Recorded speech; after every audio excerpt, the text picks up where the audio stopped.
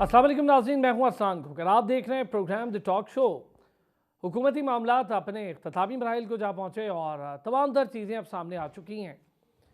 हुकूमत के आने के बाद, सूबाई हुकूमतों के आने के बाद, अब जो बड़े बड़े चैलेंजेस दरपेश हैं इस गवर्नमेंट को, वो कमोबेश वही हैं जो पिछली पीडीएम की गवर्नमेंट 16 माह की हुकूमत में और उससे पहले की 3.5 साल की हुकूमत की गवर्नमेंट बताती रही। लेकिन इस बार चैलेंजेस बहुत टफ होते जा रहे हैं और रोज़ाना की बुनियाद पर एक प्रेशर क्रिएट हो रहा है, एक वैक्यूम क्रिएट हो रहा है, ट्रेड की सूरत में भी, इकोनॉमी के डेफिसिट्स की सूरत में भी और हमारे एदाद शुमार के ऊपर तले होने की सूरत में भी। पेट्रोल हो, गैस हो, बिजली हो, महंगी होगी तो इंडस्ट्री का क्या होगा, इंडस्ट्री का पहिया कैसे चलेगा। फिर सियासी बेयकीनी अगर रहती है हुकूमत के साथ साथ और मामला टेढ़े रहते हैं अपोजिशन के साथ, तो फिर क्या होगा, कैसे आगे बढ़ना होगा। महंगाई की शरह बुलंद तरीन सतह पर इस वक्त खड़ी है। हालांकि जो गुज़िश्ता 8 माह रहे उसके दौरान तजारती खसारे में मामूली कमी देखी गई, कुछ बरामदात भी बढ़ी कुछ, लेकिन हमें अपनी एक्सपोर्ट्स को किस हद तक बढ़ाना है, कैसे बढ़ाना है, फार्मूला क्या है, तरीक़ाकार क्या है। बिज़नेस कम्युनिटी क्या सोचती है, बिज़नेस कम्युनिटी किस तरह से हुकूमत के साथ चलना चाहती है और कैसे हुकूमत को चलना होगा बिज़नेस कम्युनिटी के साथ। एफबीआर रिफॉर्म्स की बातें बिज़नेस कम्युनिटी बहुत अरसे से कर रही है। क्या क्या रिफॉर्म्स हैं, क्या क्या चीज़ें हैं जिस पर रिफॉर्म्स किए जा सकते हैं, ये भी आज जानने की कोशिश करेंगे। सख्त और गैर मकबूल फैसले, जाहिर है मईशत की बहाली के लिए ये सब होता फिर एक बार दिखाई देगा। सख्त और गैर मकबूल फैसले क्या सिर्फ आवाम पर असर डालेंगे या फिर पाकिस्तान की बिज़नेस कम्युनिटी पर भी असर डालेंगे। बिज़नेस कम्युनिटी पर अगर ज़्यादा असर पड़ता है तो एक्सपोर्ट्स की सूरत हाल बेहतर कैसे होंगी, किस तरह से हमें अपनी इंपोर्ट को सब्सिडाइज करना होगा, कैसे करना होगा ये मामला, कैसे उसको एक इंस्टीट्यूशनली एक चीज़ में कमी और एक में बढ़ावा करना होगा। ये बड़ा मुश्किल मरहला तो है, लेकिन जाहिर है कि जो लोग आज हमारे साथ हैं वो इन चीज़ों से बाखूबी वाकिफ़ भी हैं और इनके तदारुक के लिए या इनके मसाइल के तदारुक के लिए हल भी रखते हैं। नई हुकूमत के लिए एक रोड मैप तो वज़ा किया गया वज़ारत ख़जाना की जानिब से, ज़रा उस पर भी बात कर लेंगे। उसके मुख्तलिफ पॉइंटर्स हैं। IMF कैसे लेके चलेंगे IMF को साथ, और फिर डॉलर जो दिन ब दिन बढ़ता बढ़ता 300 के लगभग करीब ही खड़ा है, चंद रुपयों के फासले पर है।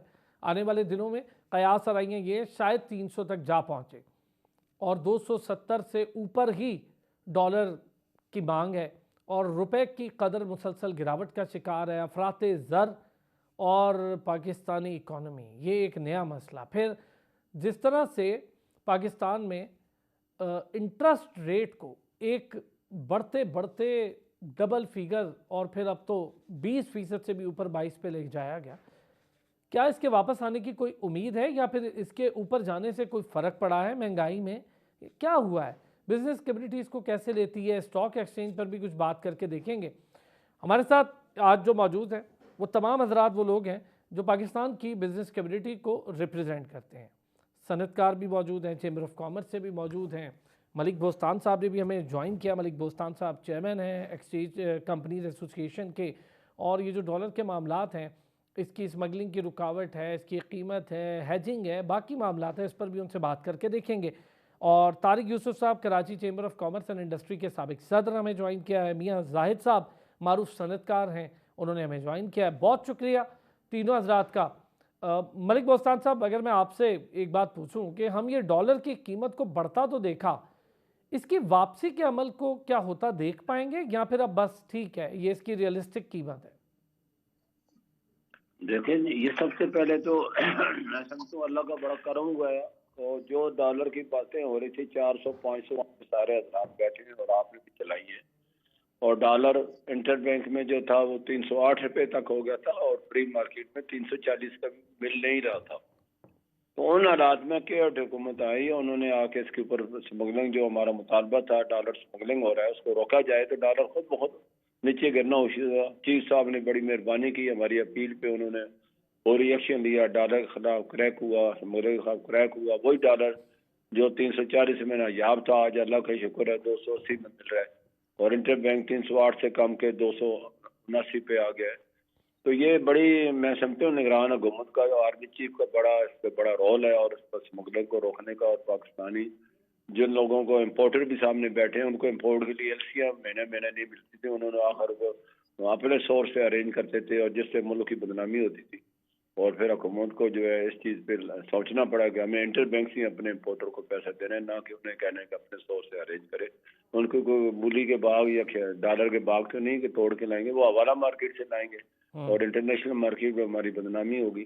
तो उसके यही नतीजा निकला कि हुकूमत ने भी इस पे अमल किया और एक्सपोर्टरों को डॉलर देना शुरू किया, और क्यों में के बजाय आप जो भी इम्पोर्टेंट चीज़ें उनकी डॉलर मिल रहे हैं, और जो एयरलाइन की शिपिंग की पेमेंट थी, कार्गो की पेमेंट थी, वो भी देना शुरू कर दी। जिससे बड़ा लोग कह रहे थे हम हमारी एयरलाइन चली जाएंगी, शिपिंग नहीं आएगी।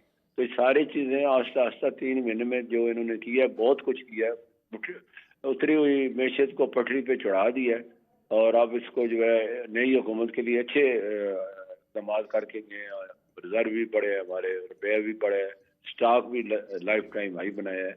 तो ये ऐसी चीज़ें हैं, एक्सपोर्ट को बढ़ाया है, वर्कर इंडेक्स को बढ़ाया है। तो ये ऐसी चीज़ें हैं कि जो नई हुकूमत को ग्राउंड अच्छा मिला है, अब इसको ऊपर ले जाना इनका काम है।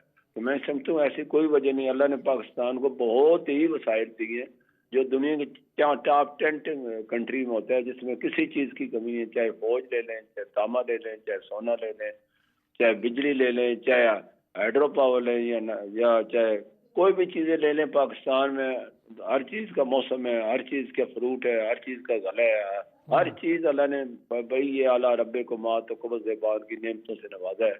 इस पे आप अमल करें तो पाकिस्तान भी तरक्की याफ्ता ममालिक में शामिल हो सकता है। ये हमारी किस्मत है। 62 की अगर आप दहाई में लें तो हम टॉप कंट्री 5 में शामिल होते थे।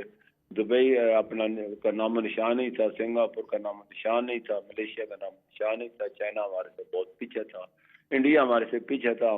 लोग पाकिस्तान में आकर ट्रेनिंग करते पढ़ते थे बच्चे आके यहाँ पे, और यहाँ का पूरा पूरा बैच यूरोप वाले ले जाते थे। तो ये वो चीज़ें थी। पाकिस्तान ने लोगों को कई कंट्री को लोन भी दिया है। चाइना वाले खुद कहते हैं हमें तो फिजिबिलिटी बनानी नहीं आती, यानी उसी अस्सी में आके हमने पाकिस्तान से आपसे सीखा है। एक एमरात जो के दुबई अबू धाबी के, उन्होंने लिखा है एमरात कराची है उसका मतलब, उन्होंने यहाँ से सीखा है। माल्टा ने अपने निसाब में शामिल किया, सिंगापुर को हमने सिखाया। दुनिया को सिखाने वाला है, दुनिया के भिखारी बन गए। ये हमारी बदकिस्मती है। कोई आज टीचर आ जाए और पाकिस्तान को मैं समझता हूँ आसमानों तक पहुँचा सकता है। तारिक साहब क्या कहेंगे सर, इस वक्त करेंसी सबसे बड़ा हमारा इशू बड़े लंबे अरसे से रहा। मलिक बोस्तान साहब ने काफ़ी हौसला अफजा बातें भी की, और ठीक भी है कि हम जो फिगर्स देख रहे हैं वो पिछले 7-8 माह में इम्प्रूव हुए हैं। शुरू के डेज में तो बड़े मुश्किल थे, लेकिन थोड़े से इम्प्रूव ज़रूर हुए हैं। और ख़ास तौर पे ये जो रोक लगी है स्मगलिंग पे, इसने बड़ा काम किया है। और करेंसी पाकिस्तान में मौजूद है। हम तो इसकी बहुत किल्लत देख रहे थे कि डॉलर ही मौजूद नहीं था, उसकी वजह से तो आर्टिफिशियली रेट भी बहुत इंक्रीज़ हुआ। जी बिस्मिल्लाहिर्रहमानिर्रहीम। ये करेंसी का बहरान या पाकिस्तान की मईशत में तनज़्ज़ुली का जो रुझान है, ये अक्टूबर 2022 में महसूस किया गया पहली मरतबा, जब हमारे कंसाइनमेंट्स की क्लियरेंस जो है नॉन अवेलेबिलिटी ऑफ डॉलर्स की वजह से रुक गई। और फिर गवर्नमेंट ने जो इक़दाम लिए, जिसका भी जिक्र हुआ, आई टोटली एग्री कि इन्हीं इक़दाम की वजह से न सिर्फ ये कि डॉलर की कीमत और स्मगलिंग के जो रुझान था वो कम हुआ, बल्कि गुड्स की स्मगलिंग भी बंद हो गई। और उसकी वजह से ब्लैक मार्केट में डॉलर की पोजीशन जो है वो डिटोरिएट हुई। ओवरऑल हमारी इकोनॉमी पे असर पड़ा, और डॉलर की अवेलेबिलिटी थ्रू बैंकिंग चैनल्स जो है वो आसान होती चली गई, जो फाइनली मैं समझता हूँ लास्ट ईयर मार्च में बिल्कुल ही आसान हो गया, और normal banking channel and availability of dollars जो है वो शुरू हो गई। ये तो पास्ट की बात है। लेकिन आज हम जहाँ खड़े हैं, और इस वक्त जो मैं समझता हूँ कि इंडस्ट्री के लिए जो मेजर कंसर्न है, वो हमारी जो रोजाना बढ़ती हुई यूटिलिटीज की कीमतें हैं।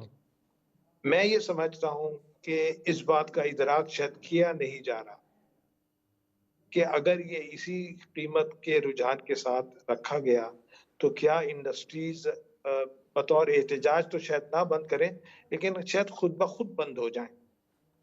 They will not be able to sustain this pressure of liquid, या जिसे उनके अपने रिजर्व्स होते हैं। देखिए, जो चीज आज से 3 महीने पहले 1000 रुपए की थी, अब अगर वो 4,000 रुपए की हमें बेची जाएगी, तो हमारी जो इनपुट रिक्वायरमेंट है, वो 4 गुना बढ़ गई है और ये कैश फ्लो का प्रॉब्लम है। कुछ लोग सस्टेन कर पाएँगे, कुछ लोग नहीं कर पाएँगे। मैं बड़ा फ़ियरफुल हूँ इस बढ़ते हुए कीमतों के बिजली और गैस के रुझान में। मैं समझता हूँ पहले हम अवेलेबिलिटी को रो रहे थे। अब अवेलेबिलिटी के साथ उसकी प्राइस भी एक बड़ा सीरियस कंसर्न है, बल्कि मैं समझता हूँ उससे बड़ा कंसर्न है। मिल वाला अब बिलों की तारीख में इस बात का इंतज़ार करता है, इस बात की तरफ कोशिश करता है कि मैं कहाँ से पैसे जमा करूँ, कहाँ से लाके बिजली का बिल पे करूँ, कस्टमर्स के साथ किस तरह। These are not conducive environment for industry. इस बात की शदीद ज़रूरत है कि कोई ऐसा सिस्टम इवॉल्व किया जाए। अब एलएनजी का ब्लेंड जो है, हमें कहा गया था कि फ़रवरी में बंद हो जाएगा और we will come on to natural resource. अल्लाह मियाँ की तरफ से सर्दी भी आपके मार्च में ही आ गई पहले से। I think it has been delayed. अब गैस की कीमत जो है वो ब्लेंडिंग ऑफ एलएनजी की वजह से बढ़ गई है। बढ़ गई। अगर वो वापस आ जाता है तो कम हो जाएगा। फिर जो सबसे बड़ा कंसर्न है वो आईपीपीज़ का है। जो सरप्लस पावर हमारे पास सर्दियों में होता है, उसको हम पेमेंट करते हैं और इसको इस्तेमाल नहीं करते। अगर डाइवर्ट कर दिया जाए इस रिसोर्स को कि जो बिजली सर्दियों में कम इस्तेमाल होती है because of the cold weather, इसकी कंजम्पशन बढ़ती है और उस एनर्जी को इलेक्ट्रिक की तरफ कन्वर्ट कर दिया जाए, वो सिर्फ इसी सूरत में हो सकता है कि उसको फॉर दोज़ 3 मंथ्स जब आपने गैस की कीमत बढ़ाई है, तो बिजली की कीमत कम कर दी जाए, ताकि एक बैलेंस फैक्टर के साथ इंडस्ट्री चल सके। इस तरफ कोई पॉजिटिव थिंकिंग नहीं है। मैं बड़ी दुख के साथ ये बात कहता हूँ कि पाकिस्तान में पैसे की कमी है या डॉलर की कमी है, उसकी क्या वजह है?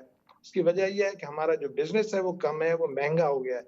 अगर हम उसको एनकरेज करेंगे, अभी तो 50% लोड जो है हमारे पाकिस्तानी बेयर करते हैं फॉरेन एक्सचेंज में। 50% पाकिस्तान की पूरी इंडस्ट्री बेयर करती है। अब उस 50% को अगर हम 75% या 80% तक ले जाना चाहते हैं, जो सारी दुनिया का उसूल है कि इंडस्ट्रियलाइजेशन की तरफ तवज्जो दी जाए, उसकी तरफ फैसिलिटेशन की जाए, उसमें जो एरियाज़ कंड्यूसिव हैं इस जॉब के लिए उनको प्रमोट किया जाए। अगर हम इस डायरेक्शन में चलेंगे, तो डॉलर भी आएँगे, एम्प्लॉयमेंट भी होगा, बेहतर। लॉ एंड ऑर्डर की बहुत प्रॉब्लम अच्छे। भी खत्म होगी। ये एक बड़ी मैं आपने बड़ी समझता हूँ लॉजिकल और बड़ी आपने सहल और आसान तरीके से ये बात समझाई भी। मियां जाहिद साहब, सर बतौर सनतकार, पहले तो ज़रा चूँकि पहला हम डॉलर पे पूरी डिस्कशन चल रही है, तो डॉलर करेंसी का बढ़ जाना, बहुत सारी चीज़ें जुड़ी हैं इससे। आपको एलएनजी ख़रीदनी होती है, आपको बिजली की मद में पैसे पे करने होते हैं आईबीपीज़ को, दीगर मामलात। और डॉलर की कीमत 280 पर भी खड़ी है, तो जैसे बोस्तान साहब ने भी कहा कि ये को 300, 350, 400 की बातें हो रही थी, लेकिन नहीं गई। कुछ बेहतर मेजरमेंट्स या इनिशिएटिव्स लिए गए गवर्नमेंट की तरफ से, फिर भी उसके बावजूद भी इंडस्ट्री पर कितना दबाव है इस वक्त, ख़ास तौर पर लोन लेने की मद में, डॉलर की मद में और इन चीज़ों पर? जी बहुत शुक्रिया। मैंने बातें सुनी दोनों दोस्तों की, बड़ी उन्होंने अच्छी गुफ्तगू की और बड़े फैक्ट्स एंड फिगर्स के साथ बात की। बोस्तान साहब ने जो बातें की बड़ी सेंसिबल बातें हैं और बड़ा उन्होंने जज्बा हुब्बुल वतनी की बात की माशाल्लाह। और हमारे तारिक यूसुफ साहब ने भी बड़ी अच्छी बात की। बात यह है जो आपने भी क्वेश्चन किया, डॉलर में ये जो बिल्कुल सर्ज आया था, जो 300, सवा 300, 340 रुपए पे भी ओपन मार्केट में गया, उसकी वजह ये थी कि इनफॉर्मल मार्केट में डॉलर की बड़ी डिमांड थी। और वो इस वजह से थी कि अगर आप फिगर्स उठा के देखें तो अफगानिस्तान में उनकी जो टोटल उनका जो टर्नओवर होता है या जो उनकी इंपोर्ट्स होती है वो $2 बिलियन की होती है ट्रेडिशनली। और पिछले यानी 2021-22 में उन्होंने कोई 7 बिलियन डॉलर की इंपोर्ट्स की। और वो आइटम उन्होंने इंपोर्ट किए जिसकी उन्हें उनकी यहाँ लागत ही नहीं है, खपत ही नहीं है। और दूसरे लफ्जों में इसका मतलब ये है कि उनकी एक्चुअल जो रिक्वायरमेंट थी वो $2 बिलियन की थी, whereas they imported $7 billion. और जो $5 बिलियन का उन्होंने एक्सेस इंपोर्ट की वो असल में पाकिस्तानी ही थे जो वहां से अफगानिस्तान के नाम पे चीजें इंपोर्ट कर रहे थे। तो वो जब गवर्नमेंट ने उसको टैकल किया और उसको रोका तो उसके नतीजे में वो जो इनफॉर्मल मार्केट में $5 अरब की एक्सेस डिमांड थी वो कर्टेल होना शुरू हुई। इसी तरीके से जो हमारा दूसरे बलूचिस्तान से जो बॉर्डर्स थे वहां से जो चीजें स्मगल होके आ रही थी, इनफॉर्मली 22% के करीब हमारी जो पेट्रोलियम की रिक्वायरमेंट है वो सारी स्मगलिंग से आ रही थी। उसको भी गवर्नमेंट ने जब उसको टैकल किया तो उसके नतीजे में फिर इनफॉर्मल मार्केट में जो हवाला मार्केट कहलाती है तो उसमें डॉलर की रिक्वायरमेंट कम हुई और वो ऑफिशियल चैनल से चीजें आनी शुरू हुई और गवर्नमेंट ने फिर उसको रेगुलेट किया और उसके नतीजे में फिर जो हमारी फॉर्मल इंपोर्ट थी उसके लिए भी हमें डॉलर अवेलेबल हुए और वो चीजें जो है वो बेहतरी की तरफ आना शुरू हुई। दूसरे जो गवर्नमेंट ने स्टेप्स लिए जो अच्छे स्टेप्स लिए इकोनॉमी के पॉइंट ऑफ व्यू से वो बिल्कुल रिक्वायर्ड थे वो स्टेप्स। वो ये थे कि उन्होंने बिजली और गैस की कीमतें बढ़ाई। अब वो जो बिजली और गैस की कीमतें बढ़ाई तो गैस की कीमत 194% इन्होंने बढ़ाई और उसके बाद अभी 64% के करीब ये मजीद दोबारा बढ़ाने जा रहे हैं। तो बात ये कि क्या ये ठीक है इकोनॉमी पॉइंट ऑफ व्यू से तो वो बात ठीक है क्योंकि उससे आपका जो 6000 अरब के लगभग सर्कुलर डेट हो गया था उसको रोकना जरूरी था। लेकिन बात यह है कि इतनी महंगी गैस लेके जैसे तारिक यूसुफ साहब ने भी फरमाया इतनी महंगी गैस लेके तो जाहिर है कि इंडस्ट्री तो नहीं चल सकती। जो 1200 रुपए क्यूबिक फीट की गैस थी वो हो गई है अब 4000 रुपए। तो अब वो किस तरीके से सस्टेनेबल होगा वो नहीं हो सकता। तो इसके लिए अब करना क्या होगा कि हमारे यहाँ तकरीबन ये यानी गैस और बिजली में मिला के कोई 1200-1500 अरब रुपए की सालाना या तो चोरी है या लाइन लॉसेस है या लोग बिल पे नहीं करते। इन चीजों को हमें एड्रेस करना होगा और उसके लिए हमें इन सारी कंपनियों को प्राइवेटाइज करना होगा। इसी तरीके से जो हमारी गवर्नमेंट ओन्ड एंटरप्राइजेस हैं वो 80 के करीब इदारे हैं जो लॉस करते हैं और वो भी साल में 1000-1200 अरब रुपए का लॉस करते हैं। तो दोनों ये सेक्टर मिला के कोई तकरीबन 2500 अरब रुपए का पाकिस्तानी कौम टैक्सों की शक्ल में पे करती है और वो इधर ये खून चूसने वाले इदारे जो हैं ये खून चूस जाते हैं। अब ये 2500 अरब रुपए को अगर आप लगा लें तो ये तकरीबन कोई 8-8.5 बिलियन डॉलर बनता है। ये लॉस को अगर आप प्लग करेंगे तो फिर आपकी इकोनॉमी ठीक होगी या फिर दूसरी सूरत यह है कि अगर लॉसेज आपने प्लग नहीं करने तो फिर यही होगा कि फिर ये इंडस्ट्री की आप कीमतें बढ़ाएंगे इनपुट्स की कीमतें बढ़ेंगी और हम इंटरनेशनल मार्केट में इनकॉम्पिटिटिव हो जाएंगे क्योंकि जाहिर है कि ये 8 अरब डॉलर की जो हमारी एनर्जी के सेक्टर में लॉसेज हैं या गवर्नमेंट के सेक्टर में लॉसेज हैं इनको हमें ठीक करना होगा। जब आप ठीक करेंगे तो फिर आपको लोन की जरूरत भी नहीं पड़ेगी फिर आपके पास फंड्स भी अवेलेबल होंगे और फिर आपका डॉलर भी स्टेबल हो जाएगा। अगर आप ये सब नहीं करेंगे तो अब महंगी गैस अगर आपने इंडस्ट्री को देनी है तो फिर उसको महंगी गैस को सबसाइड करने के लिए फिर आपको डॉलर की कीमत बढ़ानी पड़ेगी यानी रुपए को डीवैल्यू करना पड़ेगा ताकि आपकी एक्सपोर्ट जो है वो सस्टेनेबल रहे। तो अगर इस एंगल से हम चलते हैं कि पॉलिटिकल इंस्टेबिलिटी भी हो मुल्क में स्टेबिलिटी ना हो दूसरी तरफ आप ये जो आपने शुरू में इब्तदाई में कहा कि सख्त फैसले करने होंगे वो सख्त फैसले यही हैं कि हम ये चोरी चकारी को रोकें इदारों को प्राइवेटाइज करें। तो ये सख्त फैसले अगर हम नहीं करेंगे तो फिर दूसरी सूरत में एक्सपोर्ट को फिजिबल रखने के लिए फिर आपको रुपए को डेप्रिशिएट करना पड़ेगा डिवैल्यू करना पड़ेगा। तो फिर इस तरह से आपकी जाहिर है कि एक्सपोर्ट फिर सस्टेनेबल होगी।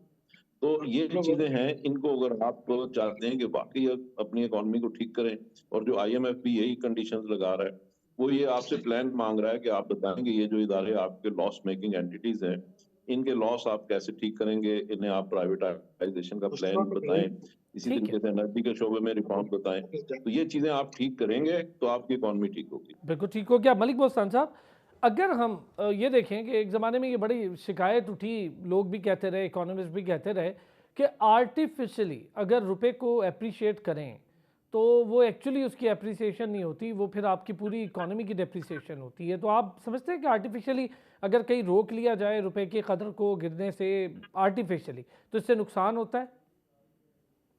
देखो ये बड़ी मशहूर मिसाल है। घोड़े का काम है दौड़ना और उसको लगाम ना डाली जाए तो वो सब पर दौड़ते है और दौड़ते दौड़ते मर जाता है। तो इकॉनमी में यही फार्मूला है अगर आप इसको कैद नहीं लगाएंगे लगाम नहीं डालेंगे ये आपकी मैशत को जमीन बोझ कर देगा। और एक दफा हुआ है आखिर आपको लगाम डालनी पड़ी। हर सेंट्रल बैंक का आदत होता है कि वो अपनी करेंसी के हद मुकर्रर करे उसके हद के अंदर आप काम करें। देखा देखी ऐसे बढ़ा दे फार्मूले जो स्पीड के मुताबिक जानते नहीं और डॉलर का रेट बोला बढ़ने से एक्सपोर्ट बढ़ जाएगी। हमारा जो 3 रुपए का डॉलर था शुरू से जब पाकिस्तान बना था तो अब 305 पे भी हमारी एक्सपोर्ट उस मुकाबले में नहीं आई जिस पर हमारी सरप्लस एक्सपोर्ट होती थी। लियाकत अली खान साहब के दौर में हमारी एक्सपोर्ट सरप्लस होती थी और पूरी दुनिया ने जोर लगा लिया अमेरिका ने जोर लगा लिया कि आप अपने रुपये को डिवैल्यू करें। उन्होंने बोला जी मैं बिल्कुल नहीं करूँगा, मैं अपने अपने रुपये को मजबूत रखूंगा तो मजबूत पाकिस्तान होगा। और पाकिस्तान को मजबूत करना है तो रुपये को मजबूत करना है, ताकि आपका पैसा यहाँ आए। जितना रुपया डिवैल्यू होगा इतना पैसा बाहर जाएगा, लोग उस पैसे को गिन गिन के अपने खून की रफ्तार बढ़ाते रहेंगे और खुश होते रहेंगे। अब भी यही है, अब जो डॉलर का रेट गिरेगा ये सारे के सारे वापस ले आएंगे। जितना चोरी का पैसा है, जितना लोगों ने बाहर पैसा रखा हुआ है, पाकिस्तानियों का $500 बिलियन बाहर पड़ा है। यहाँ रिकॉर्ड है, कोई आप रिकॉर्ड नहीं है। $200 बिलियन तो इसाक खान ने इसी फ्लोर पे कहा था कि स्विस बैंक में हमने पकड़ लिया, लेकिन वो पकड़ पता नहीं कहाँ चली गई। तो ये अभी तो कानून बन गया है भाई, जिसका पैसा बाहर पड़ा है वो मनी ने ट्रायल नहीं देता तो हुकूमत खरीद सकती है, वापस ले सकती है। तो हमारे में इतनी जरूरत नहीं है कि हम अपने इन लोगों का, चोरों का पैसा वापस लेते हैं, और यही पैसा पाकिस्तान की इकानमी को बूस्ट करेगा।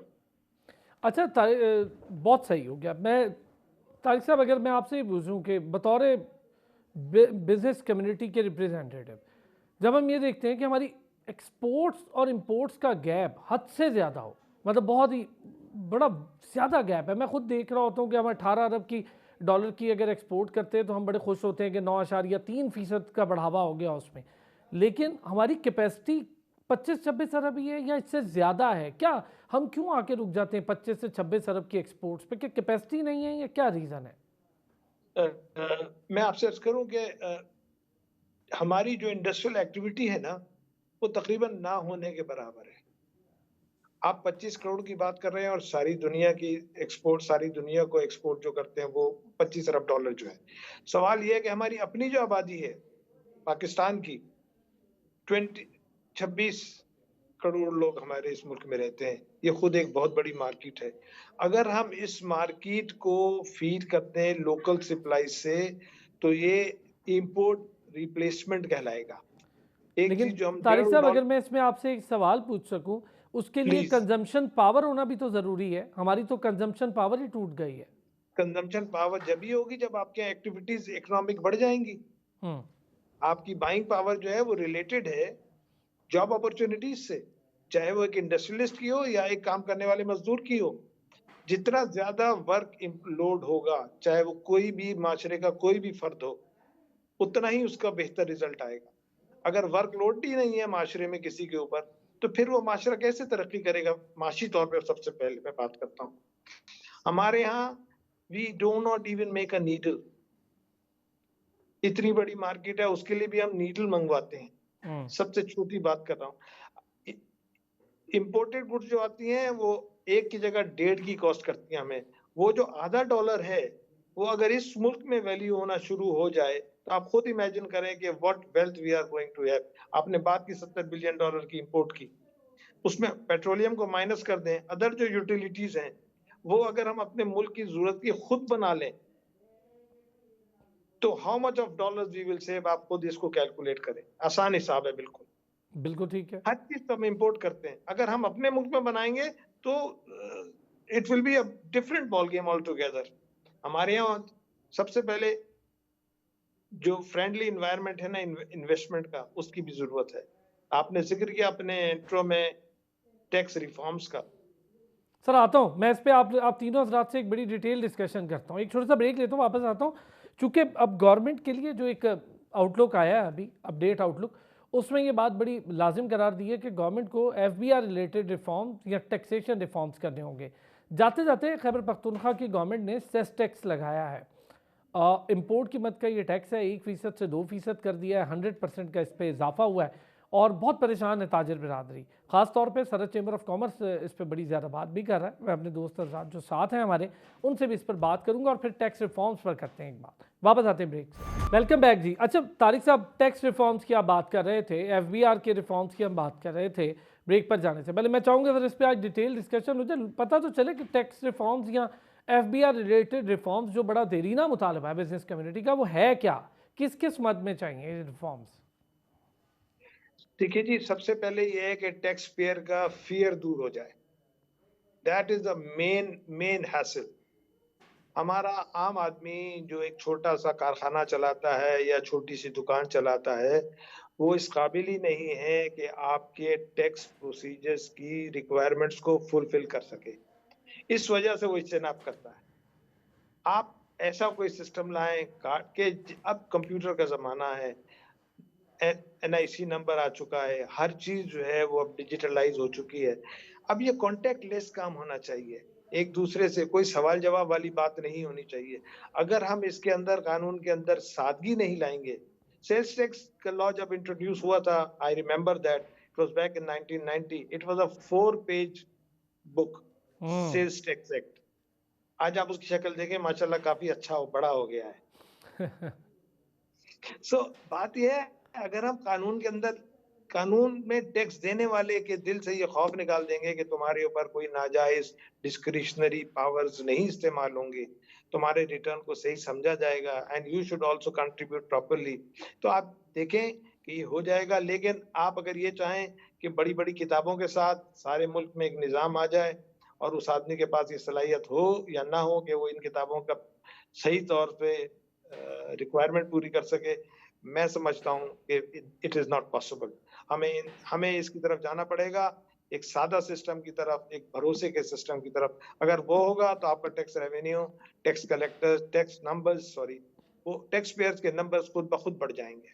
मैं आपको यकीन दिला सकता हूँ इस बात। अच्छा, अगर मैं आपकी बात समझाऊं तो तारिक साहब, जो फियर है वो एक बहुत बड़ा मसला है, फिर जो क्लैरिटी का ना होना एक बड़ा मसला है, फिर तीसरी बात ये है कि बड़ी बड़ी किताबें हैं, इसको कम करके कोई सहल और आसान सिस्टम होना चाहिए कि लोगों को समझ आए। जो बहुत पढ़ा लिखा बिजनेसमैन नहीं है वो तो वैसे ही डर जाता है। GST की मद में जो चीज़ें इतनी सारे लंबे चौड़े मैंने परफॉर्मे देखे, वो देख के ही डर जाता होगा। मैं खुद परेशान हो गया था।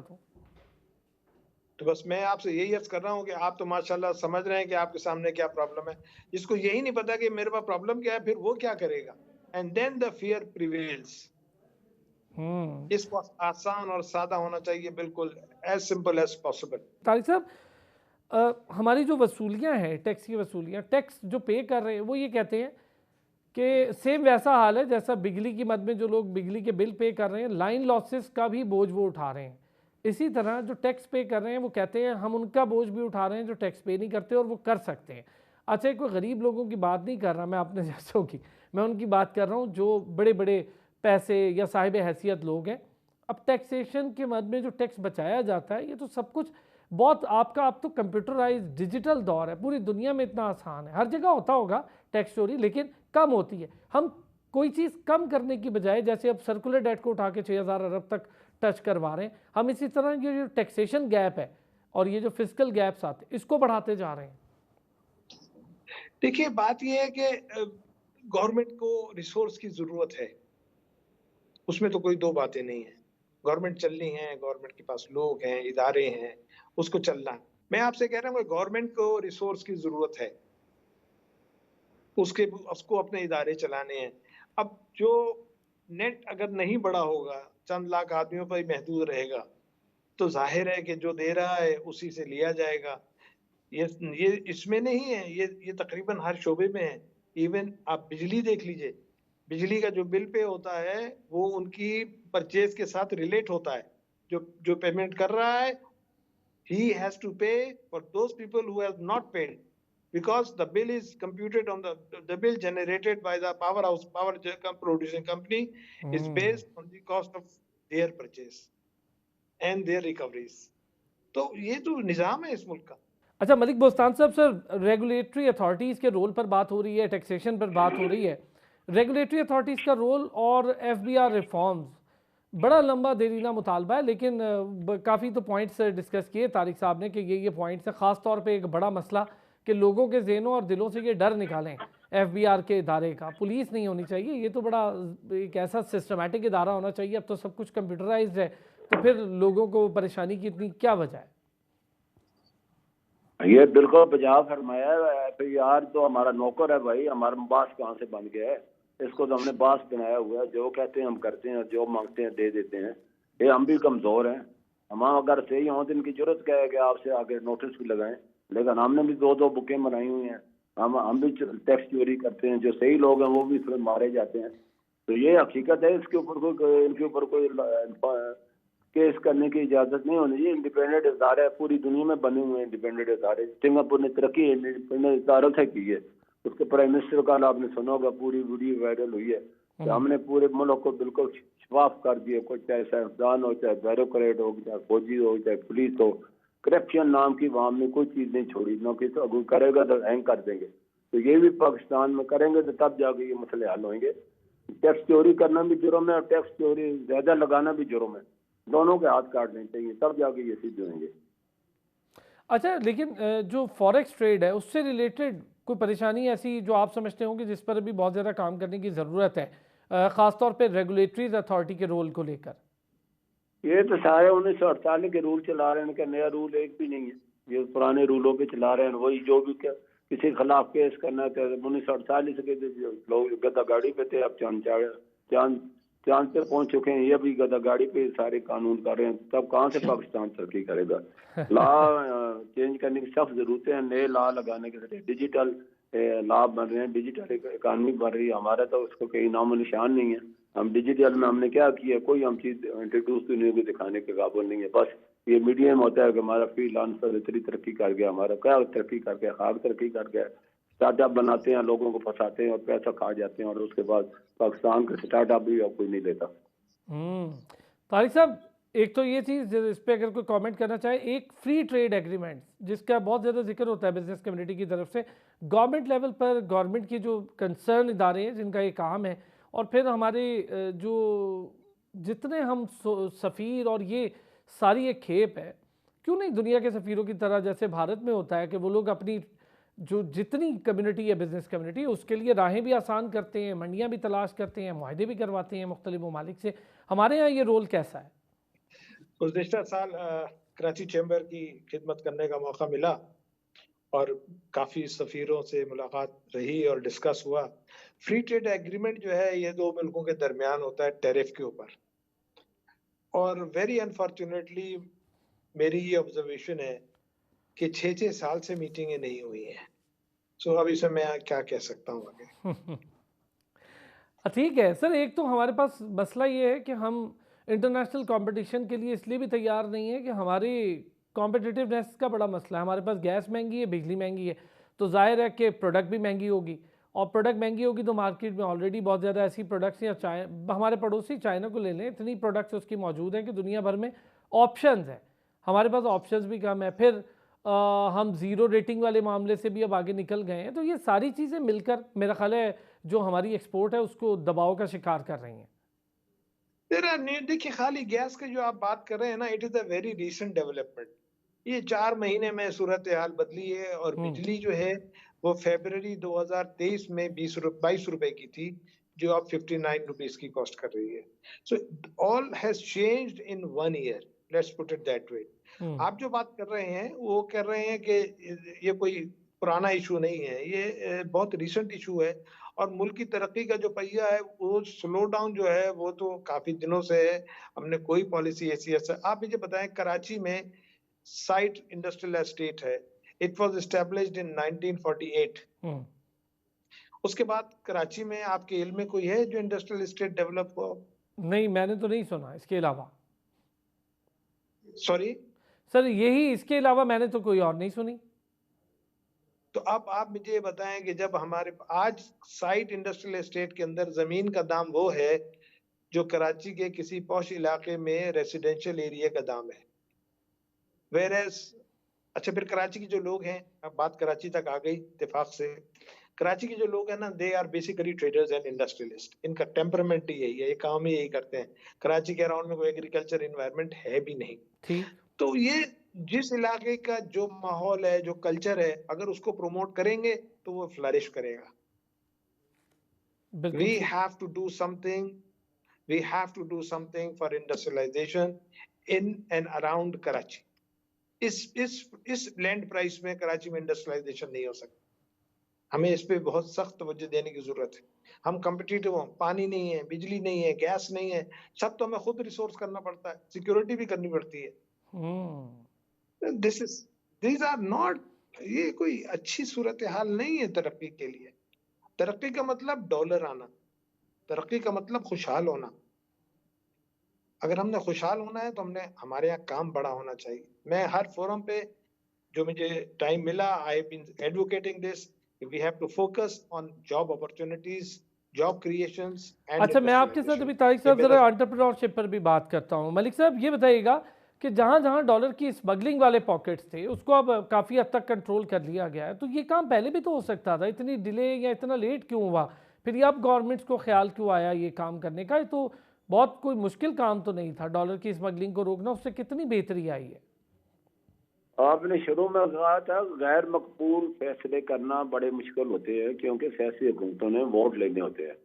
तो वो यही गैर मकबूल फैसले थे। लोगों को जो कोई तेल की स्मगलिंग में था, कोई घी की स्मगलिंग में था, कोई सीमेंट की स्मगलिंग में था, और ये सारे माफिया ऊपर जाके इन्हीं के साथ जाके फंडिंग करते थे। इनकी बातें मानी जाती थी। इनको कोई हाथ लगाना, जैसे कि मुकद्दस गाय को हाथ लगाना है, तो आर्मी चीफ ने मैं समझता हूँ इसको खराजत तहसीन पेश करने के काबिल है। इस 9 लोगों पे हाथ लगाया जिन पे इन सियासतदानों के हाथ लगाते हुए हाथ कांपते थे, और इनका हाथों को अब काटने का वक्त आ गया है। अब पाकिस्तान में कोई मजीद गुंजाइश नहीं है। आपने जितना भी करने हैं अपने वसाइल को अच्छे तरीके से दुनिया को इंट्रोड्यूस कराना है, और हमारे वसाइल की कमी नहीं है। मैंने जैसे भी कहा है, पाकिस्तान में अब आम जाम दुनिया के, ये हमारे दोस्त जितने भी बैठे हैं दुनिया के हर ममालिक में जाते होंगे, जो पाकिस्तान के फ्रूट का टेस्ट है, जो पाकिस्तान की चीज़ों का टेस्ट है, वो कहीं भी नहीं है। हमें इसको वैल्यू एडेड करना है, प्रोटेक्शन में लाना है, तभी जाके हम तो 1000 रुपए की चीज़ 1 रुपए में बेच रहे हैं, क्योंकि हमने उसको रॉ मटीरियल में बेच रहे हैं। जब तक हम वैल्यू एडेड नहीं करेंगे, कोई बहुत सी चीज़ें हमारी वैल्यू एडेड हो सकती हैं, लेकिन हमारे पास अवेयरनेस नहीं है। हमारी एग्रीकल्चर जो कि 9 मिलियन एकड़ हमारे पास जमीन पड़ी है, और अभी हम कह रहे हैं हम एग्रीकल्चर लेके आ रहे हैं, तो 1 साल से इसके ऊपर वर्किंग हो रही है, लेकिन फिजिकली अभी तक कुछ नजर नहीं आ रहा। तो बजाय हम लोगों को देखने के अपने लोगों को ट्रेन करें। हमारी देखो जी, गन्नम की पैदावार थी एकड़ मिस्र 200 मन ले रहे हैं, हम अभी वो 40-50 मन में बैठे हुए हैं। तो हमारी चावल की पैदावार बढ़ सकती है, मकई की पैदावार बढ़ सकती है। हमारे पास गले की बहुतात है, और इतनी जरखेज जमीनें यकीन सोना उगल सकती हैं। कपास हमारी एक वक्त दुनिया में नाम लेके पाकिस्तान की कपास लेती थी, वहाँ हमने उसके ऊपर कोई वर्किंग नहीं की, ना उसकी पैदावार बढ़ाई, और आज हमें कपास इंपोर्ट करनी पड़ रही है। चावल एक बच्चा है जो कि इस वक्त एक्सपोर्ट हो रहा है, बाकी तो सारी चीज़ें हम इंपोर्ट कर रहे हैं। तारिक यूसुफ साहब, बहुत बड़ी ये इंपॉर्टेंट बात है। मैं अगर आपसे पूछूं, एंटरप्रेन्योरशिप और SIFC, ये दो कितने इंपॉर्टेंट इनिशिएटिव्स होने चाहिए? SIFC को तो आगे बढ़ाना होगा और बड़े मजबूत तरीके से। देखिए, मैं आपको थोड़ा सा हिस्ट्री में ले जाता हूँ। पाकिस्तान में 1964 में कार असेंबल हो गई थी। We are a nation which can do anything. We can do wonders, and we have been doing that. उन असबाब की तरफ तवज्जो देनी पड़ेगी जिनकी वजह से ये रिटार्डेशन का अमल इस मुल्क में शुरू हुआ। एंड मैं बुस्तान साहब से टोटली एग्री करता हूँ कि हमने अपनी जो एक्वायर की हुई पोजीशन थी उसको भी लूज कर दिया है। हमने ये SIF बहुत ही अच्छा प्रोजेक्ट है, इसमें कोई दो बातें नहीं है, इसलिए कि आज के जमाने में इकोनॉमी ही सारा गेम है। सेविंग ऑफ द गुड्स, ये जो नया फार्मिंग सिस्टम है, इसके अंदर पानी की रिक्वायरमेंट कम है, जमीन की क्वालिटी बेहतर रहती है, ये सारे नए प्रोसेस हैं और हमें अडॉप्ट करने पड़ेंगे। ये 200 मन जो है ये उस सिस्टम में नहीं आएगी जो हमारे पास है। हमें इन्वेस्ट करना पड़ेगा उस सिस्टम के अंदर, which means money, which means dollars. जब तक हम वो नहीं करेंगे, हम कंट्रोल्ड एनवायरनमेंट में एग्रीकल्चर को नहीं लेके जाएंगे, ये रिजल्ट्स नहीं हासिल होंगे। इसके लिए पैसे चाहिए। चलें, इंशाल्लाह इस पर मैं ज़रा किसी वक्त मौका और मिला तो आप तमाम हज़रात से डिटेल डिस्कशन रखेंगे। तारिक यूसुफ साहब, बहुत शुक्रिया आपका। मलिक बोस्तान साहब का बहुत शुक्रिया। मियाँ जाहिद साहब हमारे साथ रहे, बहुत शुक्रिया। यहाँ पर लेंगे एक ब्रेक से वापस आएंगे, दीगर अहम मामलात हैं उस पर भी बात करेंगे। वेलकम बैक जी। हम ज़रा बात करेंगे गज़ा की सिचुएशन पर। चूँकि इंसानी बहरान, इंसानी अलमिया बड़ी ख़तरनाक हद तक जन्म ऑलरेडी ले चुका है और लेता जा रहा है। नस्ल कुशी का एक सिलसिला न रुकने वाला, अरसा दराज हो चुका है, अब शुरू है, महीनों हो चुके हैं। वहाँ पर तो हॉस्पिटल्स पर भी बम बरसाए जा रहे हैं, कोई पूछने वाला नहीं। नौमौलूद बच्चों तक को शहीद किया जा रहा है, कोई पूछने वाला नहीं।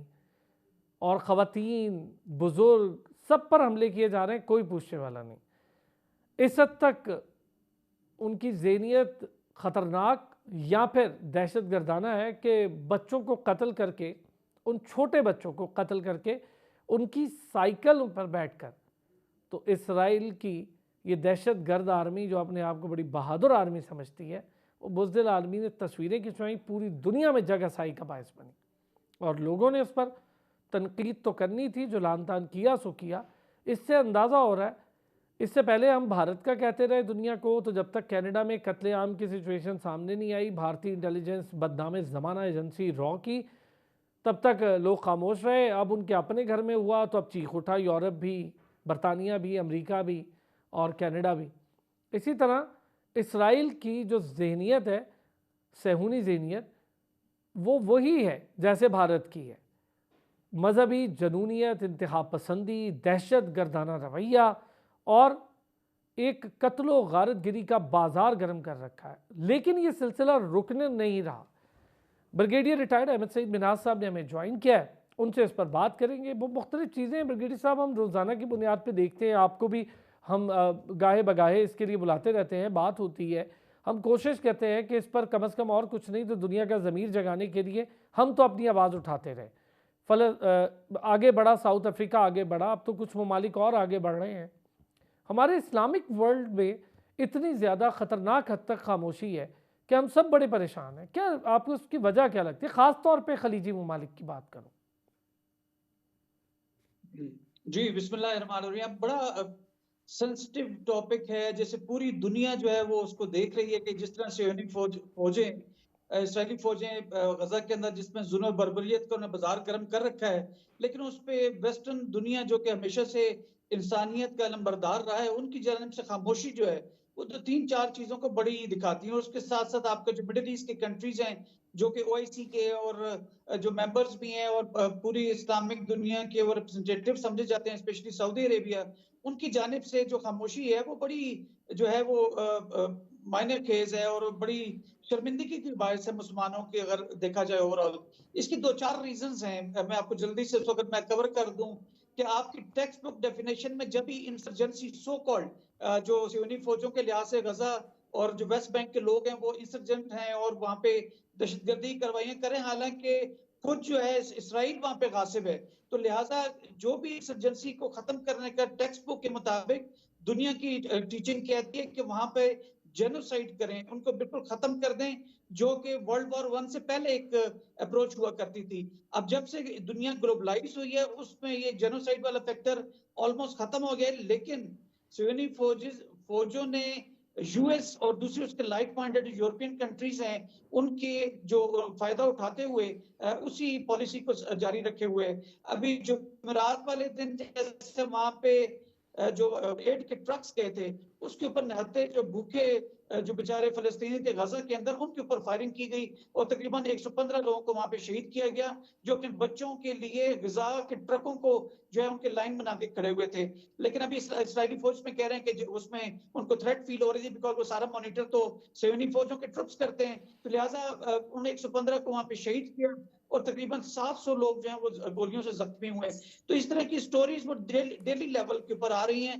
7 अक्टूबर 2023 से लेकर अब तक तकरीबन 5 माह होने को आए हैं और उसमें 30,000 से ज्यादा फलस्तीनियों को शहीद किया गया, 70,000 से ज्यादा जो है वो लोग वहां पे जख्मी हैं, अस्पतालों की हालत कोई नहीं है, डेड बॉडीज को गाड़ियों पे ला के जो है वो बनाया जा रहा है या एम्बुलेंस ना होने की वजह से वो भी जानवरों का इस्तेमाल किया जा रहा है। इन तमाम चीजों को अगर आप देखें तो माइट इज राइट की जो थ्योरी है वो डोमिनेंट नजर आती है इंटरनेशनल रिलेशंस के अंदर।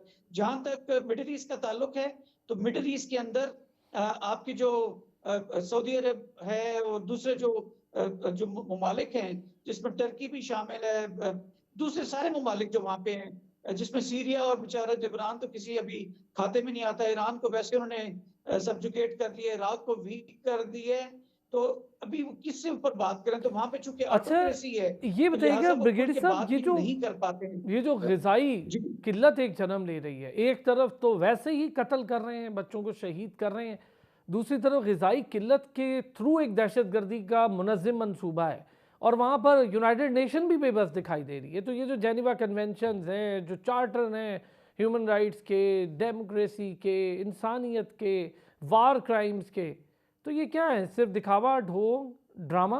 देखिए बिल्कुल स्ट्रक्चरल आइडियल जो रियलिज्म है वो बेसिकली बात करता है आपके ऑर्गेनाइजेशंस की, ऑर्गेनाइजेशंस भी जो है वो अमीर ममालिक जितने जिसको कि अमेरिका लीड करता है, यूनिपोलर वर्ल्ड की जानिब हम लोग जो है उसको दुनिया गई हुई है। तो माइट इज राइट, और जो है जिसके घर में दाने से कमले भी सहने वाली बात है। तकरीबन 25 से 30% जो आपकी यूनाइटेड नेशंस का जो फंड है वो अमेरिका देता है, तब यूनाइटेड नेशंस चलती है। तो लिहाजा अमेरिका, और जिसके ऑफ कोर्स वहाँ पे जो न्यूकॉन्स हैं और इसराइली जो वहाँ पे इन्वेस्टर्स हैं, वो मोनोपोली उनकी अमेरिका के अंदर। वहाँ की जो पॉलिसीज भी इवन बनती हैं, फॉरेन पॉलिसी या डिफेंस पॉलिसीज, उसमें इसराइली इंटरेस्ट का बड़ा डोमिनेंट वहाँ पे फैक्टर है। तो लिहाजा जो आपकी ऑर्गेनाइजेशंस हैं, जो ह्यूमन राइट्स वॉच है, जेनोसाइड वॉच है, यूनाइटेड नेशन सिक्योरिटी काउंसिल है या यूएनजीए है, वो तमाम के तमाम उन ममालिक के ज़ेरे असर हैं कि जहाँ पे के जो उनको फंड्स करते हैं। तो लिहाजा ये तमाम जो स्ट्रक्चरल रियलिज्म के लिहाज से जो आपकी ऑर्गेनाइजेशंस भी हैं, अपना किरदार जो है वो अदा नहीं कर पा रही हैं। अगर अभी भी आप देखें तो हालांकि अमेरिका ने एक साइड ली भी है कि आप वहाँ पे टू स्टेट जो है उसको उसके सोल्यूशन की तरफ जाएं, इसराइल और फलस्तीन की दो स्टेट्स वहाँ पे अमल में आनी चाहिए। सेक्रेटरी ऑफ स्टेट जो है उन्होंने ही बात की है, बाइडेन साहब ने बात की है, लेकिन इसराइल के जो नेतन्याहू साहब हैं वो बिल्कुल इसको मानने को तैयार नहीं अच्छा है। ब्रिगेडियर साहब, और अगर उनके मैं जो आपसे तकरीबन ये चीज़ 240 पूछूं, से करीब हो। ब्रिगेडियर साहब, एक तरफ तो ये कहा गया कि जी दो जी मुख्तलिफ मज़हब की दो मुख्तलिफ कौमें हैं, इनको दोनों को रहने का वहाँ पर इजाज़त दी जाए, दो कंट्रीज़ की बात की जाती है। लेकिन वहीं पर जो उनका एक अलग हिपोक्रेटिक चेहरा है वो ये है कि वहीं पर आबादी का तनासुब तब्दील कर रहे हैं, यहूदी आबादकारों को बढ़ा रहे हैं, और वो भी फ़लस्तीन के इलाकों में। जी बिल्कुल, देखें जो आपकी गजा की पट्टी है वहां पे तो अभी ऑपरेशन जारी है, सारे के सारा उन्होंने साउथ में फलस्तीनियों को धकेल दिया है। तो 2.3 मिलियन लोग कॉन्सेंट्रेट हो चुके हैं जो नॉर्थ से गजा के आए वहां पे। अभी तकरीबन 23-24 लाख लोग वहां पे मौजूद हैं, जो 25% उसमें से स्टार्वेशन का शिकार हैं। तो इनको वहां पे लाके मारा जाने का खुदा न खास्ता एक प्लान फलस्तीन जो इसराइल का वो सामने आ रहा है। जहां तक वेस्ट बैंक का ताल्लुक है, तो अब नक्शे पे आप देखें तो अब वो डॉटेड सूर के अंदर वो अपने वेस्ट बैंक में नजर आते हैं। अदरवाइज वहां पर भी सारी डेमोग्राफी चेंज हो चुकी है। नेतन्याहू जो है वो एक फार राइटिस्ट जो है वो अल्ट्रा नेशनलिस्ट किस्म का लीडर है, और वो अपने जो पिछले उसके 4 बार रहे हैं वजीर आजम, उस दौरान उसने जिस तरह जेनोसाइड किया है फलस्तीनियों का, वो उसी रविश के ऊपर चल रहा है। लेकिन अच्छी बात यह है कि इसराइल के अंदर खुद भी जो फार राइटिस्ट हैं या लेफ्टिस्ट हैं, उनके दरमियान खासी डिवीजन पैदा हो चुकी है, और वो जो फार राइटिस्ट का जो नैरेटिव है उसको लेफ्टिस्ट मान नहीं रहे। लेकिन इसके बावजूद वहां पे राइटिस्ट की डोमिनेशन है। वहां पे जो इस वक्त जो एक पीस डील की बात भी हो रही है, जिसको कि कतर और इजिप्ट उसको प्रोजेक्ट कर रहे हैं, वो लेकिन उसको नेतन्याहू नहीं मान रहा। वो जब तक उसके 250 जो लोग उन्होंने यरगमाल बना रखे हैं हमास ने, जब तक उनको रिलीज नहीं किया जाएगा। तो लिहाजा इन तमाम चीजों को देखते हुए डेमोग्राफी बिल्कुल चेंज होगी। और अब वो जो नई वहां पे गजा की मैनेजमेंट भी जो है उसको भी वो कहते हैं कि इसका जो ओवरऑल कंट्रोल जो है या तो वो फलस्तीनी करेंगे कि जो कि अपॉइंट किए जाएंगे इसराइल की जानिब से, या उसके ऊपर सिक्योरिटी की जो या हुकूमत की जो वहां पे जितनी शिकें होंगी या जो रूल्स होंगे वो उसको इसराइल खुद डिक्टेट करेगा। लिहाजा हमास इसका मान नहीं रहा। लेट्स सी कि आगे किस तरह जाता है। लेकिन आपकी ऑब्जर्वेशन बिल्कुल ठीक है कि डेमोग्राफी चेंज करके वो रहा जो फलस्तीन है उसको भी वहां पे खत्म करेंगे, और वहां पे वो मुकम्मल जो है वो गजा स्ट्रिप को और वेस्ट बैंक को खत्म करके मुकम्मल एक इसराइली स्टेट को कायम करना चाहते हैं। इसी बिना के ऊपर चूंकि ये इसराइल जो अमेरिका का नैरेटिव है, जिसको ओपनली बाइडेन साहब भी कहते हैं कि वहां पे टू स्टेट सोल्यूशन होना चाहिए, और ओआईसी भी कहती रही है, तो लिहाजा उसके अगेंस्ट जाने पे ओपनली आपने मीडिया में देखा होगा कि नेतन्याहू और बाइडेन आपस में काफी पब्लिक डोमेन के अंदर अब एक दूसरे पे टॉन्ट भी कर रहे हैं और एक दूसरे की जो बयानात की मजम्मत भी कर रहे हैं। लेकिन मैं समझता हूँ कि ये सिर्फ शायद दुनिया को दिखाने का मकसद है। बाकी अब वो कहते हैं कि हम एयर ड्रॉप करके जो है उसके वहां पे एड पहुंचाएंगे, ये सब कहानियां हैं। वहां सवाए कि उस वक्त तक कि जब तक सैन्य फौजों का मुकम्मल तौर पर गाजा स्ट्रिप पे कंट्रोल नहीं हो जाता, और अपने वो 250 जो लोग उनको पकड़े हुए यरगमाल बनाए हुए जो चिप बार्गेन चिप के तौर पे यूज करेगी हमास, ताकि अपने गिरफ्तार शुदा फलस्तीनियों को रिहा कर सकें। तो ये टाइम गेन करने का एक मकसद है। ऊपर से रमजान आ रहे हैं तो प्रेशर भी डेवलप किया जा रहा है। लिहाजा मैं समझता हूँ कि एक डुअल किस्म की पॉलिसी है वेस्ट की। अगर वो इतने ही सिंसियर हैं फलस्तीनियों के साथ तो उनको ठोस वहां पे इकदाम करने चाहिए, बिल्कुल दुनिया सही को बात है। नजर आए। हाँ, यूक्रेन के मामले पर तो सर सारे सामने आ गए यूक्रेन की बात आई तो सब सामने आ गए और वहाँ पर उन्हें इंसानी हुकूक की पामालियाँ भी नज़र आई। यहाँ बड़ी तादाद में बच्चों को शहीद कर दिया, यहाँ कुछ नज़र नहीं आया। दुनिया में जहाँ भी जारी है तो हम उसके ख़िलाफ़ हैं, हम उस पर बात करेंगे चाहे वो कोई भी हो। लेकिन जो कुछ गज़ा में हो रहा है वो बहुत बहुत ख़तरनाक इंसानी अलमिया जन्म ले चुका है, जो शायद लोगों को कुछ ही दिन में इसकी हकीकी तस्वीर दिखाई दे तो उन्हें अंदाज़ा हो कि वहाँ पर क्या हुआ। बहुत शुक्रिया ब्रिगेडियर रिटायर्ड अहमद सईद मिन्हाज साहब हमारे साथ मौजूद थे। नाज़रीन आपका भी बहुत शुक्रिया। अगले हफ्ते फिर होती है आपसे मुलाकात, अपना ख्याल रखिएगा।